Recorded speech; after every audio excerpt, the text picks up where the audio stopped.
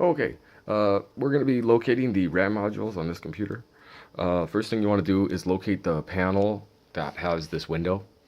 That's the panel that we want to remove. To remove the panel, you need to remove these two screws here on the back. That right there. So there's one, and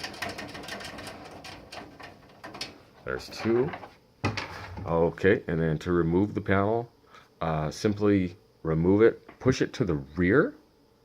It goes about a half an inch to the rear, and then it just comes outboard. Okay, and those red modules there are our RAM or our memory.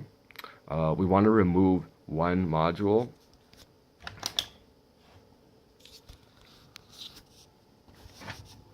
Okay, and to remove these tabs, you have to push outboard, and that releases it, and it's on each side. So, and the same has to be done on this top one. See how it released? Okay, and then we remove the module. It just comes right out. And there's our module.